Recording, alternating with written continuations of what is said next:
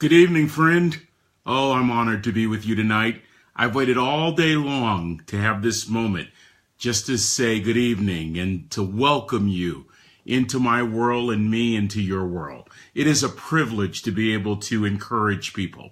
It is an honor to be able to walk with people. It is a true blessing to be able to pray with people. It is the highlight of my day, many days, to sit and to be able to talk to you folks for just a few moments. I'm so glad that we've created this format on Facebook.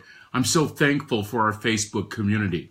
It thrills my heart and gives me tremendous joy whenever I see others in the community helping other people. I so appreciate it. John, hello. Thank you for tuning in. Hi, Adam. I see your name there. Thanks so much for watching this evening. Hello there, Davinia. How are you? It's good to see your name again. And I so appreciate all of you that tune in every day. I am so grateful tonight to be able to just share with you just one more nugget from my new book that just came out last month.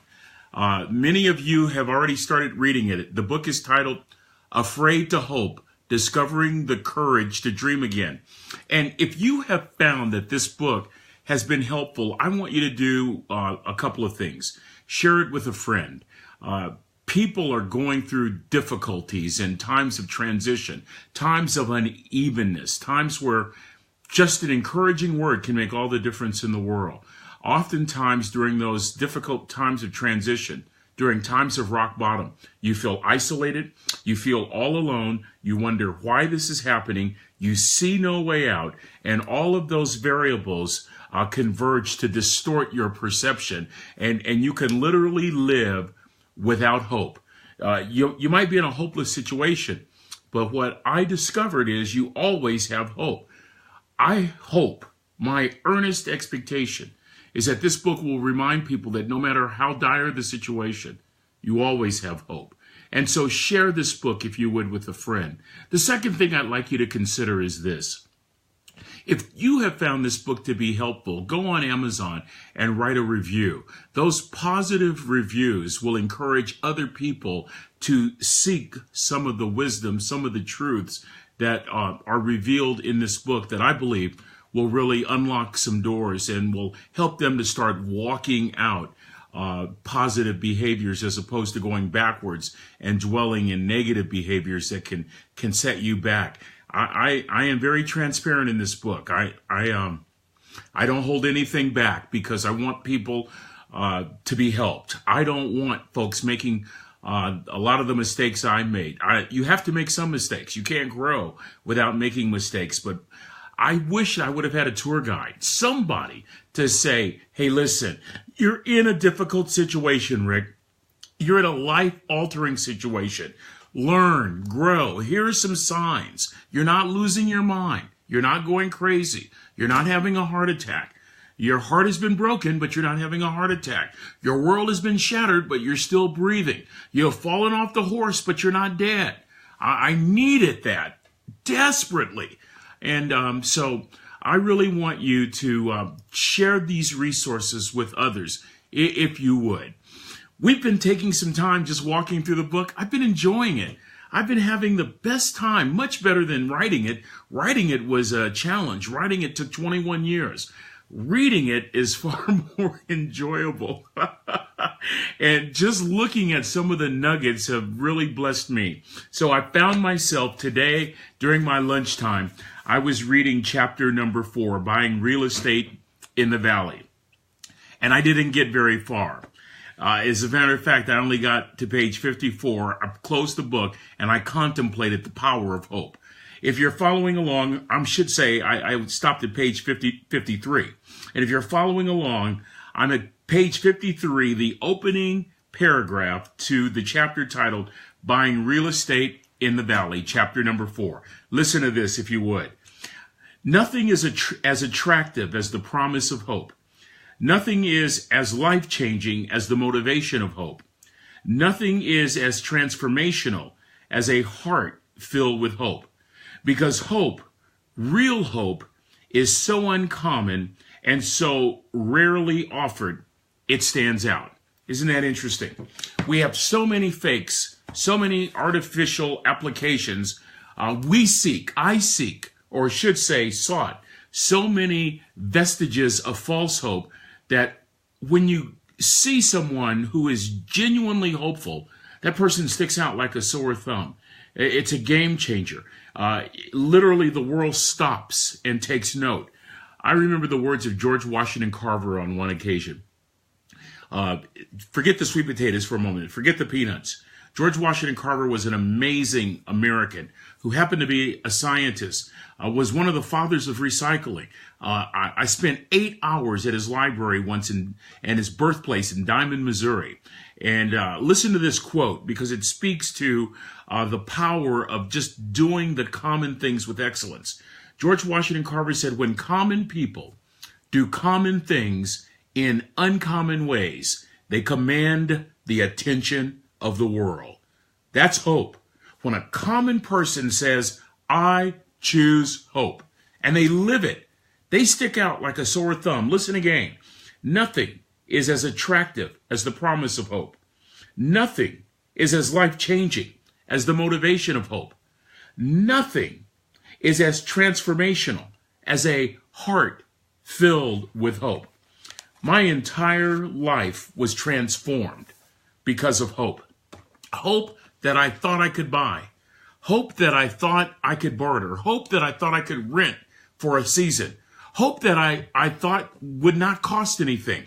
The reality is, genuine hope cost me everything. What am I talking about? I had to grow up. I had to live again. I had to try again. I had to trust. I had to feel. I had to feel. I had to engage. Genuine hope is going to cost you something, but it transformed my life. It literally moved me. I can remember this so vividly, friend. It literally moved me from saying, "I will never amount to anything. My boys will be damaged for life. My life will never be normal. I will never have a normal existence. I will always feel miserable. I'll always cry. I'll always be sad. I'll always be broken. I'll always be lonely." That was my life for a couple of years. Slowly, just saying things like maybe, or I wonder what might happen if, or I wonder if my boys will ever not have that sad look on their faces. I just wonder. And so, taking baby steps, transformation started to take place. And I really believe that our society has mitigated and minimized the transformative dimensions of hope. You know, behavioral change strategists tell us that transformation occurs when we believe in our human capacity to adopt new behaviors. That's when change actually occurs. And so I want you to listen to this for a moment. If transformation occurs when our human capacity grows to adopt new behaviors, here's the critical question. How do we increase our capacity to change human behavior? Oh, baby, I'm excited about this. Your grandparents understood the principle of capacity. I guarantee you that. Our great-grandparents understood the principle of capacity. I'm not sure my generation got it. I'm a baby boomer. My generation thinks that capacity is inextricably connected to what we own, or what we have, or what our title is, or what our status is, or what our position is, or what they call us in society. We tend to believe that generates capacity. But listen to what your parents thought, especially your grandparents, especially your great-grandparents. Your great-grandparents, trust me, they didn't worry about the kind of car they drove. I can tell you that I have friends in Dallas, they have Land Rovers, they don't even have any land. But we tend to think that capacity is based on the kind of car we have, or that capacity is based on how much we have. So the argument goes something like this. Let's say we were buying a house, and let's say that we wanted to get a jumbo loan. because with a jumbo loan, we can cover our mortgage payment and then have extra money to get some add-ons, right? We can build a pool or build a backyard entertainment center. We think that that's capacity. But our grandparents, our great-grandparents, even in many cases our parents, my parents, they knew, watch this, that capacity was not connected to what we own or what we have, but that it was connected to priorities. Where are you going with this, Rick? Watch this. Stay with me.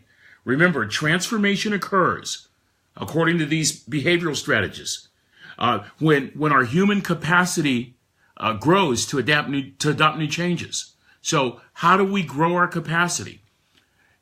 Our grandparents understood that capacity was connected to priorities. If I'm planning a trip to Albuquerque, New Mexico, as an example, and I'm just throwing things in the back of my car, I'm only going to get so much in. Stay with me. But if I prioritize that packing, I'm going to get twice as much in the same space, 3 times as much, 4 times as much. If I prioritize my packing, my capacity grows. What are you saying, Rick? You want to be a better listener? Change your priorities. It will grow your capacity for listening. You want to work on ballroom dancing? Change your priorities and you grow your capacity for ballroom dancing. Same thing. If you want to grow your capacity to adopt positive, healthy behaviors, look at your priorities. Change your priorities, and it will grow that human capacity to entertain the possibility of new behaviors. Friend, it's when I started understanding that, it changed my world. I began to realize I didn't have to wallow. I didn't have to go in reverse. I chose to because it was an easier way to medicate my pain. But once my pain level exceeded my desire once my desire to want to make a difference exceeded my pain level, I was ready for a change. And so I started looking at what I needed to do to get out of the doldrums. What did I need to do to change something? And it started with my thinking. And that thinking changed the way that I would talk. A friend of mine came over today.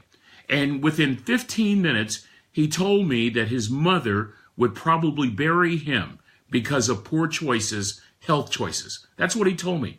He told me that he was finished with women, that he would never, ever get married again. He has already proclaimed those things over himself. And I stopped him midway in the conversation. And I basically told him what I'm telling you right now. You want to see behavioral changes? Stop seeking changes out there. Stop seeking changes on television or in your favorite. You're listening to your favorite psychologist. Psychologists are awesome. There's some good on television, but change begins in here.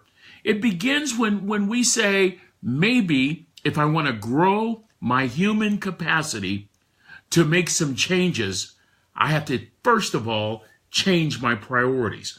I'm telling you, when you change your priorities, things change. I weighed over 400 pounds a couple of years ago. I'm in the 290s now. I still have 80 more pounds to go. I'm not saying that to boast. I'm saying what I had to do was change my priorities to grow my capacity for better health. You want to see the transformative dimensions of hope? I want to challenge you tonight. Change your human priorities. Change them. Change your emotional priorities. Change your physical priorities. Change your priorities to the point where you're thinking differently, where you're talking differently, where you're entertaining positive thoughts. I challenge my friend today. Stop speaking that over yourself. Listen to the power of those words. My mother will probably bury me. I said, no, don't say that. Don't say that. You're setting yourself up for a self-fulfilling prophecy. And by the way, this man is eating out of control. There are some other issues that are out of control. Do y'all see the power of the mind? You know, Frank Outlaw, his words were powerful, friend. Watch your thoughts, he said. Those thoughts determine your words. Watch your words. Those words determine your actions. Watch your actions. Those actions determine your character, your habits. Your habits determine your character. Your character shapes your destiny. So you have to watch how you think. You have to watch what you say. What's the first step, Rick? I really believe it is assaulting your priorities. It is saying, if I'm not getting the positive response that I want in any area of my life, what I need to do is look at my priorities and challenge those priorities. Once you challenge those priorities, your capacity for what you want will begin to grow. Listen again to the words of this behavioral scientist. Transformation occurs when we believe in our human capacity to adopt new behaviors. How do we grow that human capacity for positive things? Change our priorities. You want to increase your capacity to change behaviors tonight? Change your priorities. I got sick and tired of being sick and tired, to be honest with you. I got tired of feeling like a failure. I got so sick and tired of being so down and out. I got sick of it that I actually started saying to myself, I wonder if. That's a great start. That start will open up possibilities for you to evaluate priorities. You know why I think a lot of people are stuck? It's because we choose not to get unstuck. When you make a choice to say maybe, or I wonder, or what would happen if, what you're doing is you're entertaining a conversation with yourself that challenges existing priorities. Friend, I want to tell you something. On the other side of that door is victory. On the other side of that door is freedom. It may not feel like it right now, but even on the other side of that door, there is relief to the pain that you're feeling. I want to tell you, I'm trying to argue as hard as I can that hope has a transformative quality associated with it. I didn't read about it. I didn't study it. I experienced it in my own life, and so many of you have as well. And so I really think that this message may be for some of you on the borderline tonight who call in, and or I should say who post in and say, Rick, I'm done. Rick, I've had it. Rick, there's no hope. There's no reason for me to hope. I don't know what else to do. Keep living. That's my response. Well, isn't that rather elementary? That might be all you can do tonight. Just keep living. Just put one foot in front of the other. Just keep breathing. Just keep moving. As long as you keep living, there's hope. As long as you keep living, there is hope, my friend. And then when you feel, I should say, not feel, but when you can will yourself to say, what do I need to do? Looking at yourself in the mirror, what do I need to do? My hope is that you'll remember one thing. If you want to change a behavior in your life, you have to grow your capacity for a more positive change. That only way that you can grow that capacity is by examining your existing priorities and establishing more healthy, more positive, more transformative priorities. And now you've just opened up the door to hope. So, is page number 53 spot on? I think it is. Nothing is as attractive as the promise of hope. Nothing is as life-changing as the motivation of hope. And nothing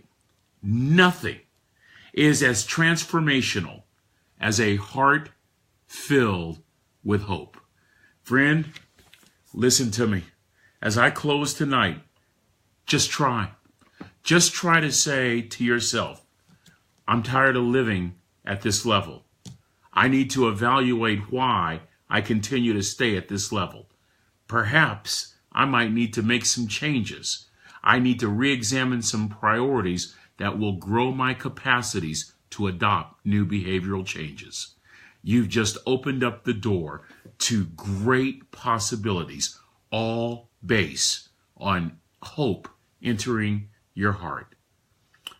Friend, I don't want to leave, but I know I have to. It's 7:19 Central Time in the United States.